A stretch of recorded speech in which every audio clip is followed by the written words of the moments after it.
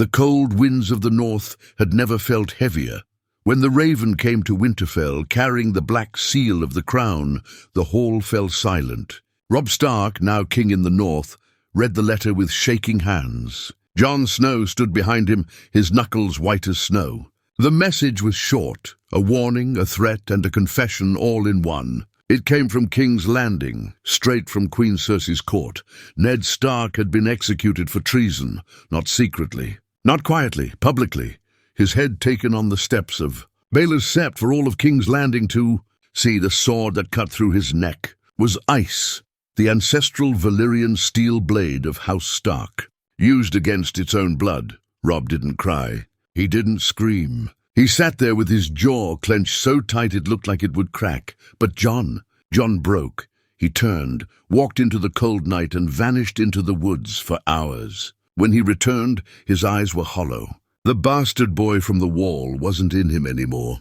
There was only a storm now, one that wanted fire and blood. They killed him like a traitor, Jon whispered. We were fools to think they would show mercy.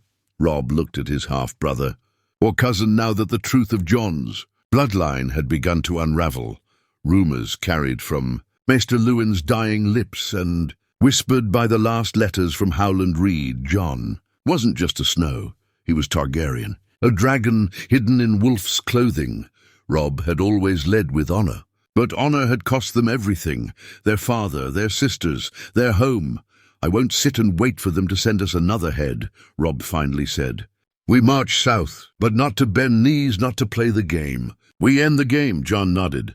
We burn the board. The northern lords gathered the banners. From Bear Island to the Dreadfort, the old houses swore blood oaths. But this time, they didn't march alone. Jon reached east to Daenerys Targaryen, who was still gathering strength in Essos. He revealed his true name, Aegon Targaryen, the last male heir to the Iron Throne.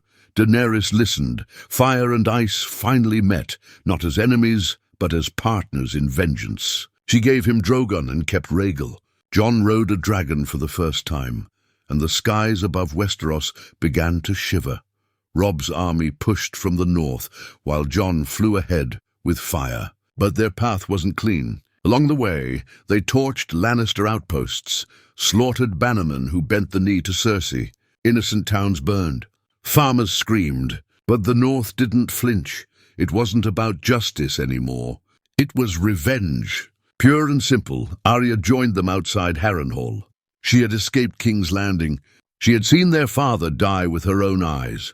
She had watched Sansa be paraded like a trophy through the Red Keep. Now she carried a list of names in her heart and a blade made for silent death. By the time they reached the Riverlands, they had become something else entirely. Not just an army, a storm. The Starks were no longer just a family. They were a curse for the South. Tyrion Lannister tried to send ravens. He begged Daenerys to stop Jon. He urged Sansa, safe in the Vale, to convince her brothers to think of peace. But letters went unanswered. The day they reached King's Landing, the sky turned black. The bells of the city rang, the signal of surrender. Civilians packed the streets, afraid, unarmed. But Robb didn't stop. And Jon, flying Drogon above the Red Keep, looked down and saw the tower where his father died. I see no innocence here, he whispered. He gave the signal. Drogon roared, and fire fell. The north remembered. Flames poured from Drogon's mouth like the breath of a fallen god. The Red Keep, proud and untouched for centuries, cracked under the force of dragonfire. Its walls melted like candle wax. Stone turned to ash, banners burned midair, and the sky filled with the screams of those who believed the bells would save them. Jon did not stop. He circled above the city, gripping the saddle with one hand, his other clenched so tightly it had gone numb. This wasn't the wall, this wasn't war. This was judgment, and he had become its sword. On the ground, Robb Stark watched the chaos unfold with steel in his eyes. His direwolf, Grey Wind, snarled beside his horse, sensing the blood in the air. Behind Robb stood the Northmen, proud, cold, and tired of burying sons. When the gates of King's Landing finally burst open, they didn't wait for orders. They stormed in with axes, blades, and roaring vengeance. The banners of the wolf fluttered as they moved through the capital like a tide of death. Civilians screamed. Mothers clutched children. Septons fell to their knees, begging the gods for mercy. But the North had buried too many loved ones. They didn't come for peace. Arya Stark slipped through the chaos like a shadow. Her face smeared with ash, eyes empty. She didn't look left or right, only forward. Toward the Red Keep, toward the Queen. She had seen the flames rain down on the city she once feared, and somewhere deep in her chest, a part of her felt the weight of it. The weight of how far they had fallen, but still her list had names left. And one of them sat on the Iron Throne. At the gates of the Red Keep, Lannister soldiers tried to rally. Sir Meryn Trant, Sir Boros Blount, and even Sir Gregor Clegane, the Mountain, stood ready in black armor, towering over men like a monster born of nightmares. But Robb didn't blink.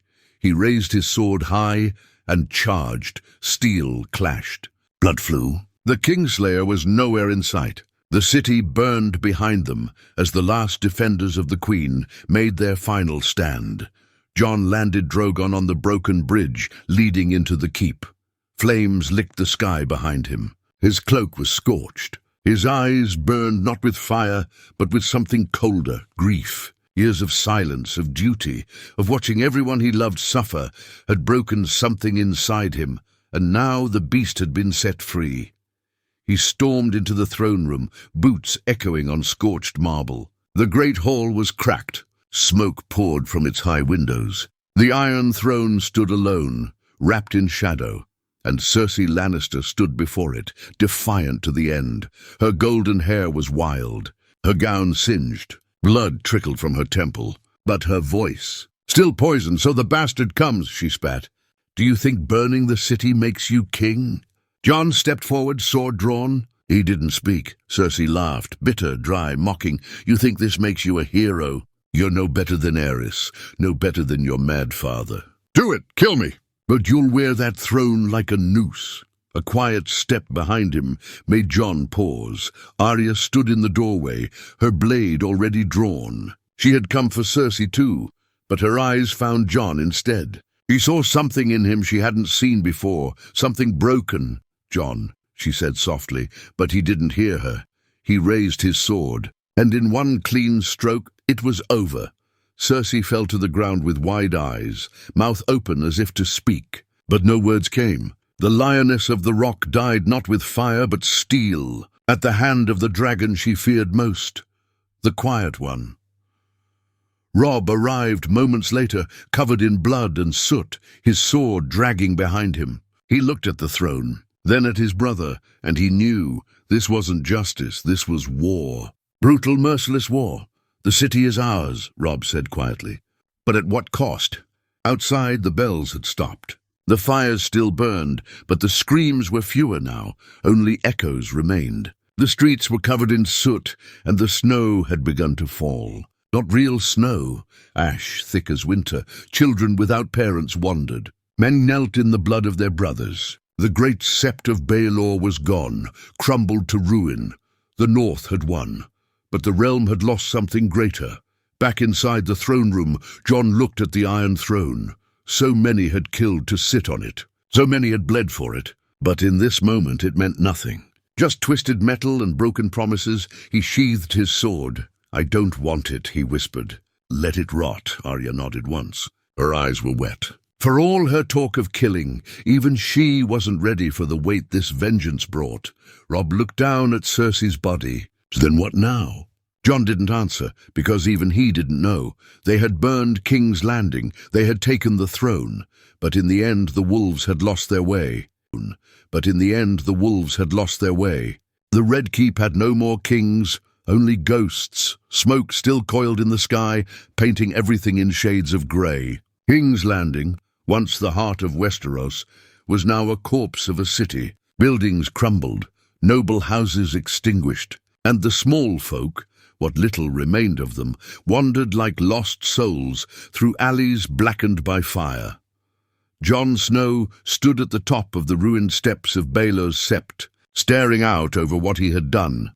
He had watched Drogon reduce the city to ash. He had heard the bells. He had heard the surrender, and he had ignored them.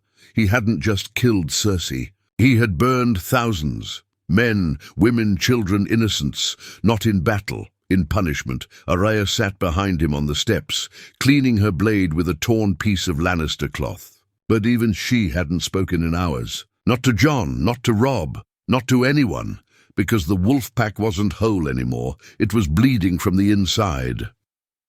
The council room inside the keep had been hastily rebuilt, its grand oak table now cracked down the center, as if it too had suffered the weight of the war. The surviving lords of the realm had gathered. Not many had come, most were dead or in hiding. The Vale had sent messengers. Dawn was silent. The Reach was burned. Only the North stood strong, and they were demanding answers.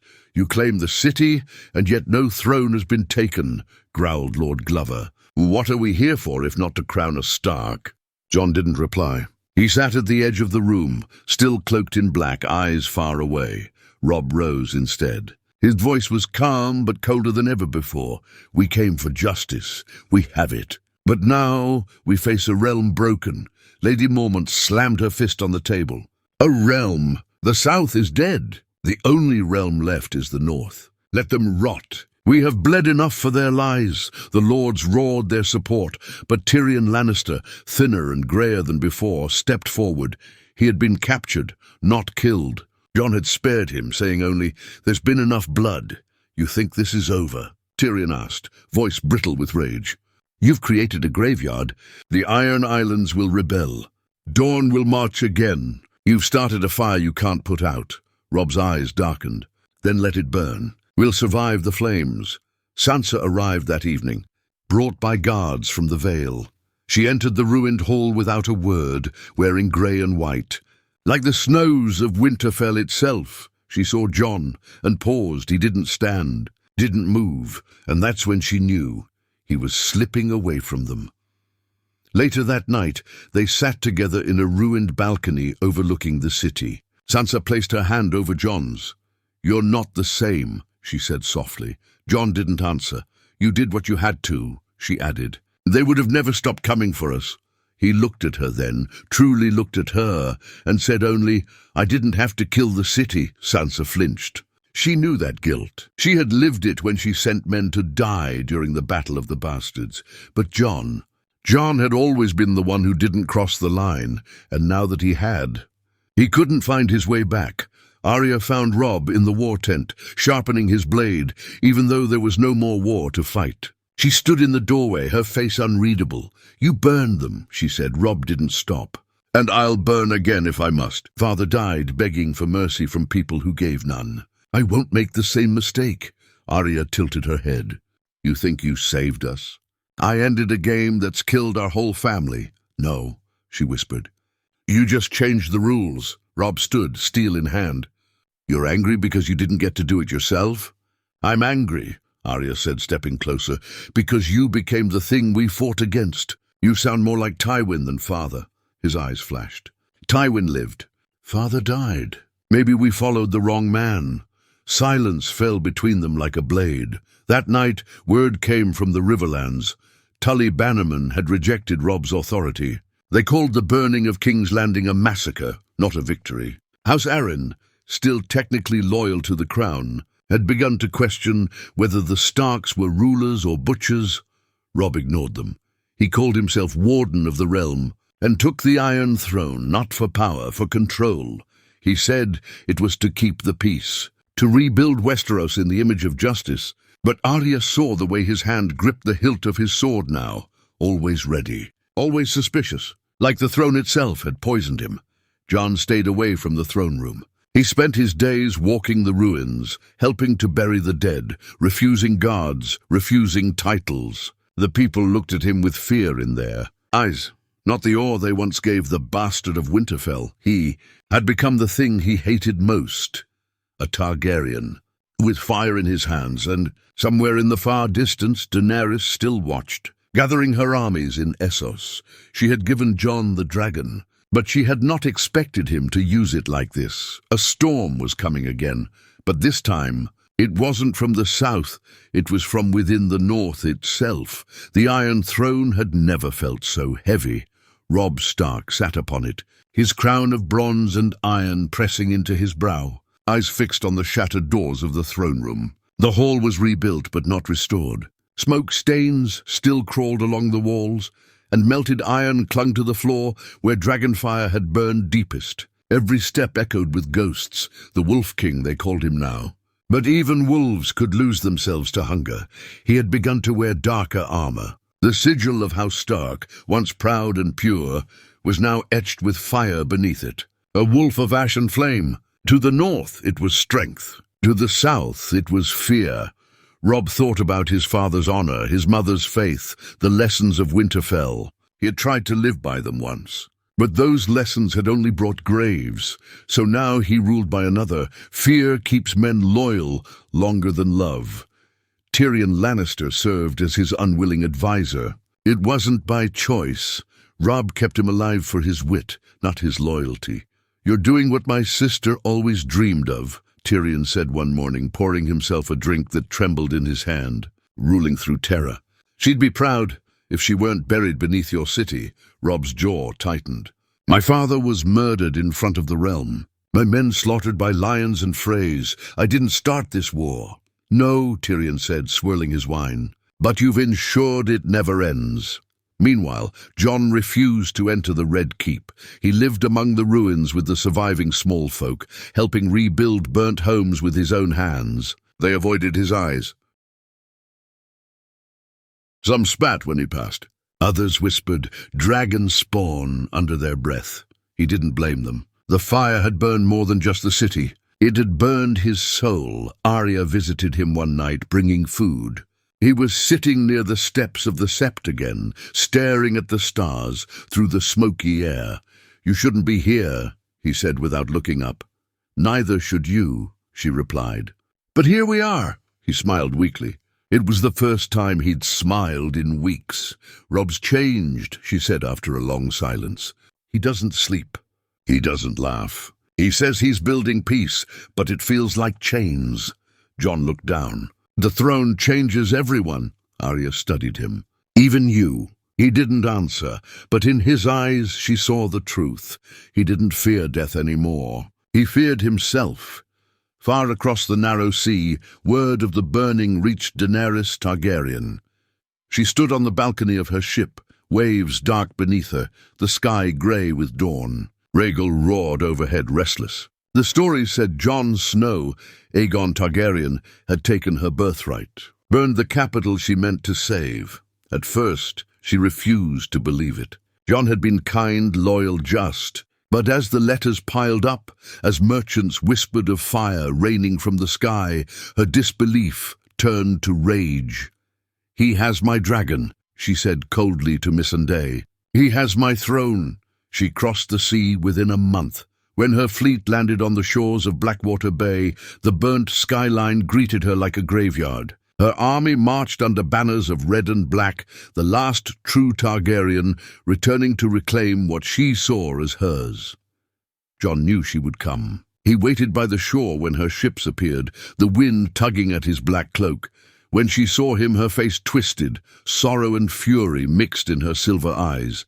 "You burned them," she said, voice breaking. "You burned my city," Jon bowed his head.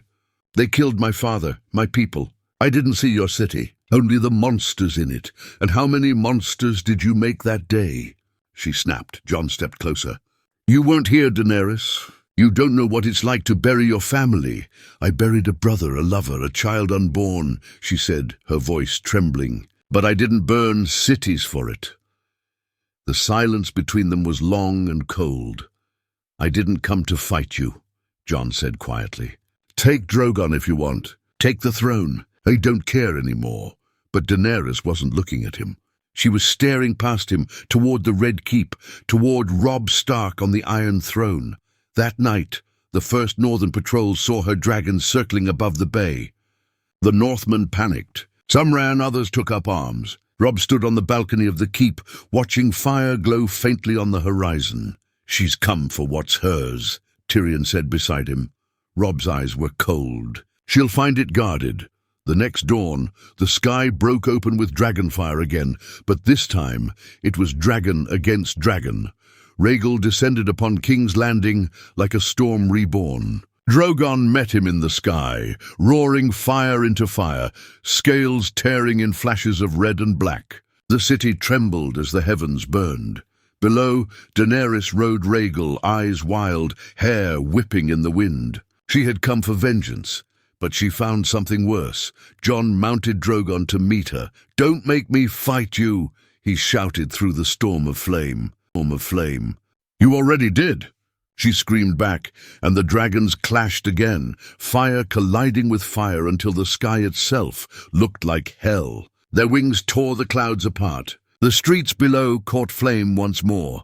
On the ground, Robb watched with his soldiers as fire rained once again. The same bells that had once signaled surrender now tolled in despair. Arya stood beside him, face pale. "You've brought this on us." Robb didn't look at her. His hand tightened on his sword. "I ended one, Queen," he said. "I'll end another." The war for vengeance was over. The war for power had begun. Snow fell harder now, blanketing the north in silence. Jon sat in the great hall of Winterfell, the crown on his head feeling heavier than any sword he had ever lifted. It wasn't made of gold or gems, but of weirwood and dark iron, forged by northern hands, shaped by duty, not vanity. And yet it still felt like a chain. He never wanted to be king. He still didn't. But the realm was crumbling, and someone had to rebuild it. Not with fire, not with madness, with honor. That's what Ned had taught him. Or tried to, but honor hadn't saved Ned, or Robb, or even the children of King's Landing. Jon often woke in the middle of the night, drenched in sweat, visions of Drogon's fire lighting the skies of the capital all over again. He'd sworn never to let that happen again, not while he drew breath. And now, across the narrow sea, Daenerys Targaryen had landed. She came ashore at Dragonstone, her ancestral home. Her banners flew with pride. Her Unsullied took castles with quiet precision, and her Dothraki left trails of burning farms behind them. Not cities, not yet, but Jon knew the danger. He had ridden dragons. He knew their fury, and he knew hers. In the war tent, Ned stood across from his son, or rather his nephew, and the look on his face was one of quiet fear. "She's not your enemy," Ned said. "You share blood. She'll see me as a thief," Jon replied. "And she won't ask questions before burning me alive." Sansa, seated beside the fire, folded her hands. "She's already taken 3 castles in the Stormlands." "She's not here to talk, father." Arya said nothing. She was cleaning her blade, as always, but her eyes stayed locked on Jon. "She may come for the throne," Arya finally said, "but she won't stop at the throne. If she thinks the North won't kneel, she'll make us bend the knee in ash." Ned closed his eyes. "Then we must send a raven. Request a meeting. There must be a path without war." Jon stood. "I'll go myself." Dragonstone was as cold and jagged as the name suggested. Its cliffs carved into the sea like claws, its halls empty, but echoing with ghosts of old kings and mad fire. Jon arrived with only a few guards. No armies, no dragons, just truth. Missandei met him at the gates, her face a mask of calm. Grey Worm stood behind her, his hand near the hilt of his blade. "She waits." Missandei said. Jon entered the throne room of Dragonstone and saw her. Daenerys stood at the foot of the great stone throne, the same place Aegon had once stood, centuries ago, when he dreamed of uniting Westeros under one banner. She wore no crown, but she looked every inch a queen. "So," she said, her voice as steady as winter ice, "you're the bastard the North calls king." Jon didn't flinch. "I'm not a bastard," he replied. "Not anymore." She stepped closer. "Rhaegar was my brother, and Lyanna was my mother." Silence filled the hall. Something shifted in her eyes. Not hatred, not yet, but something deeper, something sharp. "You're saying you're the rightful heir," she said slowly. "That the throne is yours." "I never wanted it," Jon said. "I was crowned to stop more blood, to keep the realm from burning again." Daenerys' voice broke slightly. "Then bend the knee." Jon looked her in the eyes. "I can't, not while you burn villages. Not while you ride with men who think fear is loyalty." Her mouth trembled. "You'd rather divide the kingdom again? You'd start a war over pride?" "I'd stop a war before it starts," Jon said. But I won't let another mad ruler sit the throne. Not again. Daenerys stepped back, hurt. But beneath that pain there was fire. I am not my father. Jon's voice softened. I know. Prove it.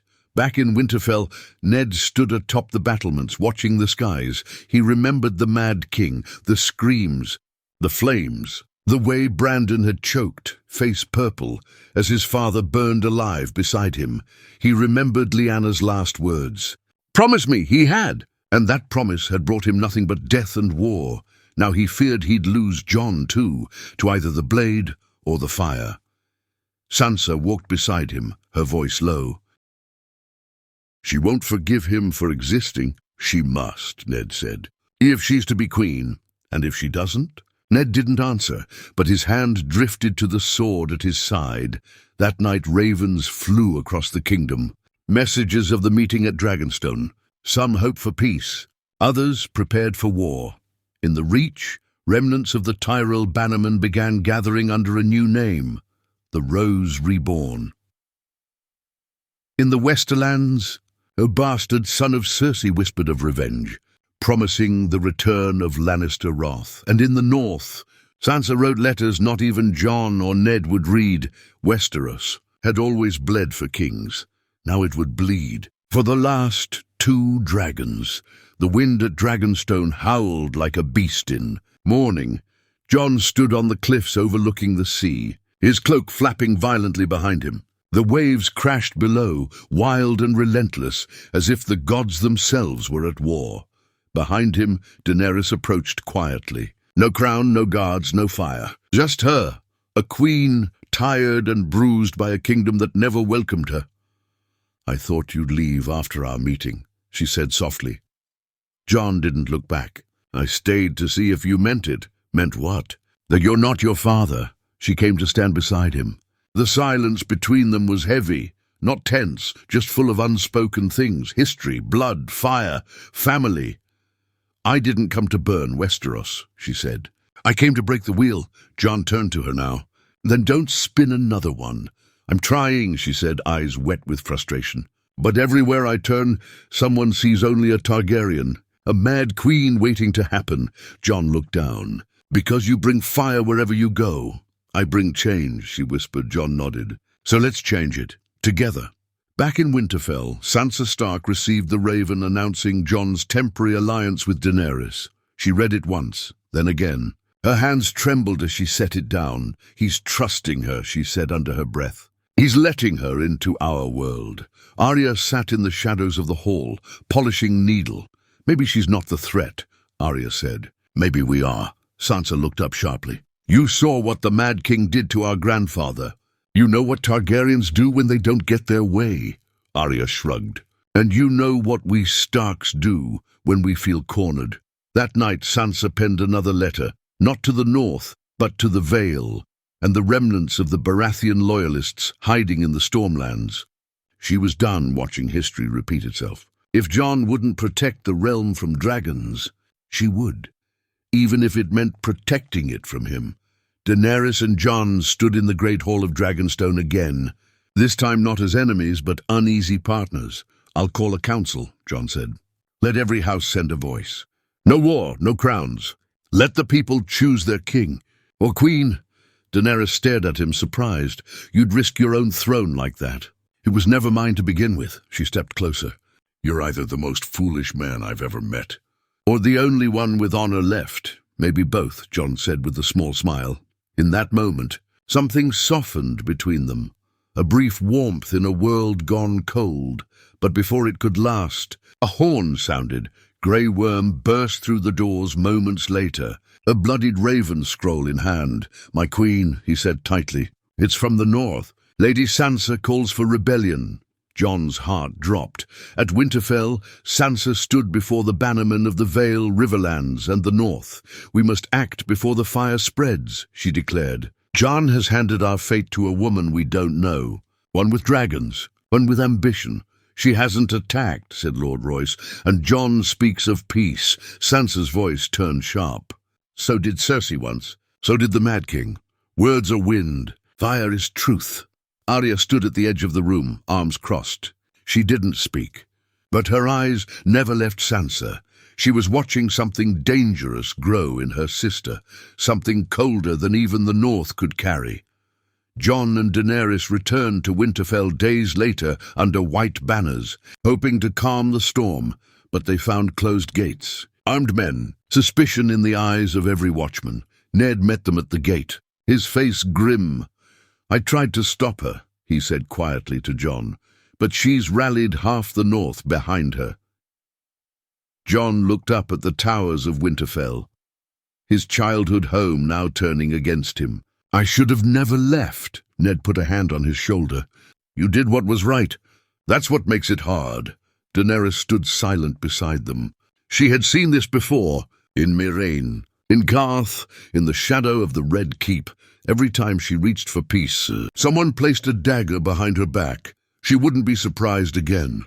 That night, fires lit across the North, not from dragons but from torches. Camps raised by soldiers. Tents bearing sigils of Starks, Arryns and Baratheons. The North was preparing for war, but inside Winterfell, Arya made a choice. She found Sansa in the Godswood, standing beneath the old weirwood tree. "You're making a mistake," Arya said. "He's not the enemy." Sansa's eyes didn't waver. "You think I want to do this? You think I enjoy this?" Arya stepped closer. "I think you like control, and Jon makes you feel like you've lost it. I'm trying to protect what we built, then stop tearing it down. Sansa's voice dropped bitter. "You're choosing him over me?" Arya's silence was answer enough, and Sansa's heart hardened even more. The next dawn, Jon stood at the foot of Winterfell once more, facing the banners of his own house. Daenerys mounted Drogon above, waiting for his word. "I won't burn them," Jon said. "I didn't ask for your permission," she replied. Jon turned to her, voice steady. "If you light that fire, there's no turning back. Not for them. Not for me. Not for us." She looked at him for a long time, and Drogon did not roar. Not yet. Inside Winterfell's walls, Sansa gave her final order. "If he steps forward, shoot." Arya watched from the shadows, eyes wet, not with fear, with regret, because she had seen this story before. And no matter how many times they tried to change it, the end was always the same. Family against family, blood against blood, and fire waiting on the edge of reason.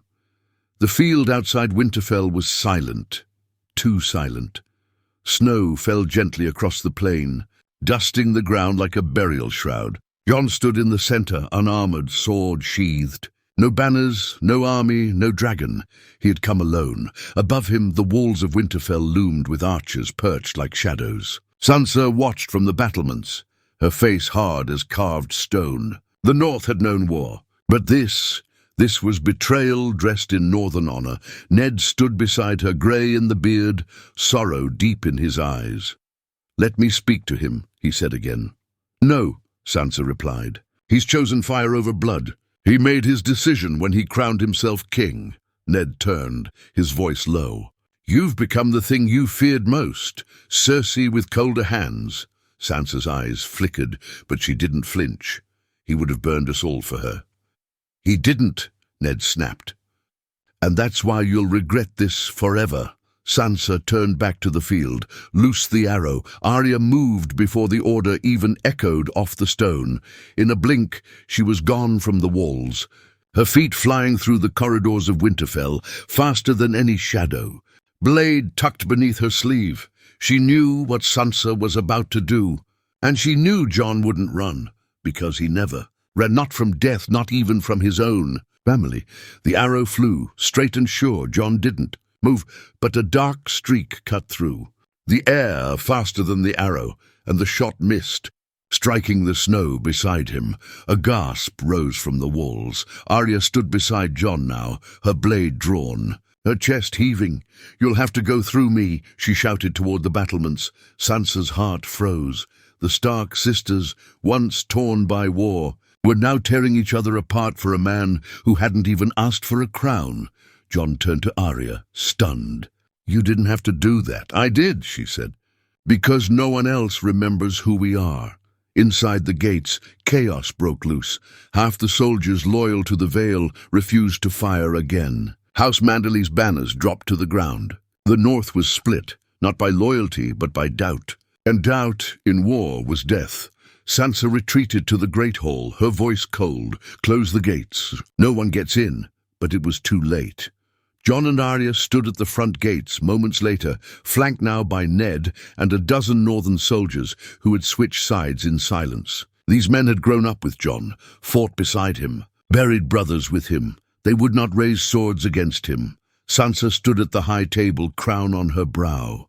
"You came back with fire," she said, her voice trembling. "Why should I let you in?" Jon stepped forward. "I didn't come to rule. I came to end this before we lose everything." "You already lost me," Sansa said. "And when the Dragon Queen burns this city, remember whose fault it was." Daenerys entered just then, uninvited, unannounced. Her armor was black and silver, her braid twisted tight, her eyes unreadable. "I've burned no cities," she said, her voice cutting through the room.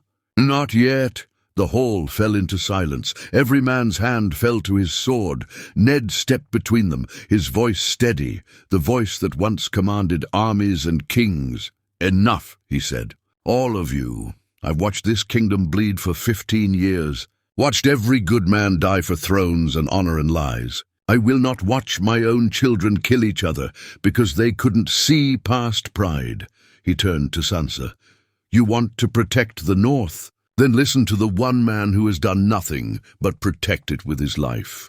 Then to Daenerys. "You want peace? Show us. Don't threaten it." And finally to Jon. "You are the blood of ice and fire, but you are still my son." Ned dropped his sword at his feet. The hall watched, and one by one, the others followed. 3 days passed, and not a single sword was drawn again. Jon called a great council in Winterfell, something that hadn't happened since before Aegon's conquest. Every great house, every loyal bannerman and neutral family was summoned. The goal wasn't war, it was decision. Who would rule? Daenerys spoke first. "I crossed the world for this kingdom. I freed slaves, ended tyrants, and brought justice to the corners of the earth. But I've also made mistakes. I'm not asking for a crown by right. I'm asking for it by will." Then Jon stood. "I never asked for this. I never wanted the throne. But if you choose me, I won't rule with fear or fire. I'll rule with the people beside me, not beneath me." And finally, Sansa stood. She looked at both of them, her brother and the Dragon Queen, and she said only, "The North will never kneel again, but I will not fight another war for pride. We'll stand with whoever the council chooses, even if it breaks my heart." Then she sat down, and for the first time in a century, Westeros chose its ruler with words, not swords. At the end of the vote, Jon Snow stood quiet, staring at the hands raised across the hall. Lords and ladies from every corner of the realm had chosen. He had been crowned again, but this time, not by war, not by blood, not by name, by will, by choice. Daenerys stepped forward, and to the shock of many, she bent the knee. "All I ever wanted," she said, "was to free the world from chains. If you can do that better than me, then rule." And Jon raised her from her knees. "You're not my enemy," he said. "You're my ally." Later that night, Arya left without a word. Sansa watched her ride off into the snowy night, her eyes distant. "She doesn't belong in peace," Sansa said softly to Ned. "None of us do," he replied. "But maybe Jon will make it last long enough. For someone else to. For someone else to." The snow had stopped falling. For the first time in weeks, sunlight pierced through the grey skies above Winterfell. It glittered across the battlements, rested gently on the rooftops, and warmed the icy stones just enough to make them weep.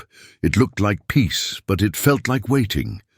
Jon stood at the godswood, beneath the weirwood tree, his hand resting on the red bark. Its face, old, solemn, stared back at him, a reminder that in the North gods always watched, and they remembered he didn't wear his crown today. Not here. The ceremony had been held quietly.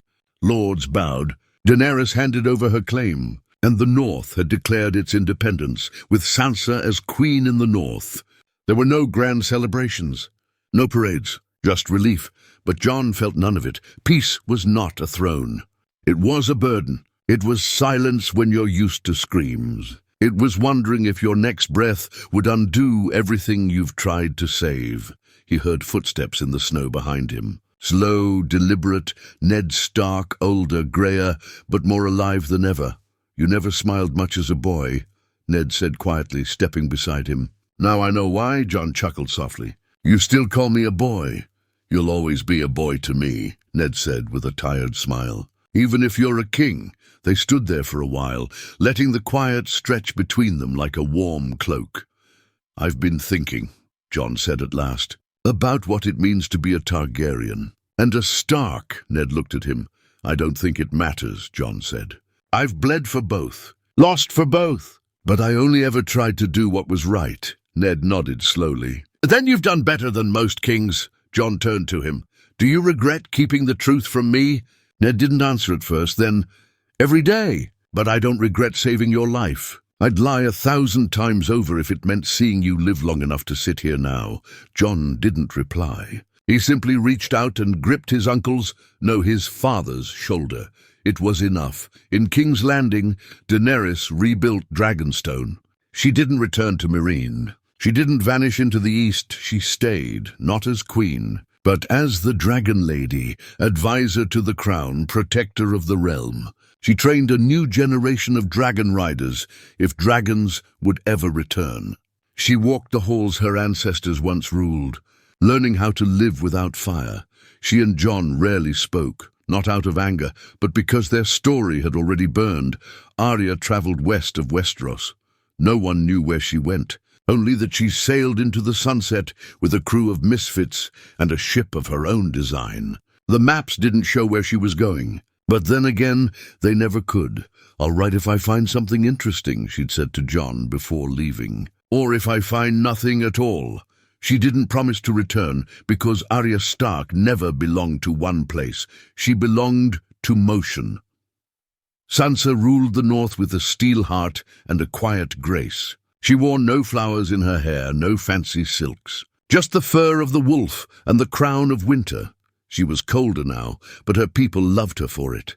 She never remarried, never sought companionship. She had her throne, her home, her ghosts, and that was enough. Bran too remained distant. He had retreated far into the north, beyond the wall, to seek what lay beyond men. Some said he became a tree, others a whisper in the wind. Only the ravens knew for sure. Jon Snow, King Aegon, ruled for many years. He rebuilt the realm not with gold, but with grain. He disbanded the old corrupt councils and gave voice to the small folk. He made peace with Dorne. He gave lands to orphans of war. He even pardoned Ser Jorah Mormont, who returned to the north with bowed head and broken heart. But Jon never remarried, never had heirs. He ruled until his hair turned white and his sword hand trembled. And when the time came, he did what no king before him ever had. He stepped down. He left the throne. He chose his final days, not in a castle or a court, but beyond the wall, among the free folk, where ghosts didn't follow as closely, where the snow buried sins, where no one cared if he was Stark or Targaryen, king or bastard. He was just Jon, and that's how he wanted to die. Years later, stories would be told of the man who burned a city to stop a war, of the wolf who rose from shame to wear a crown, of the queen who bent the knee not out of defeat, but out of hope, and of the father who lied to save a life. Not take one. Some called it the Second Age of Peace, others the Age of Wolves. But those who knew better simply called it this, the time when the North remembered. The end. The end.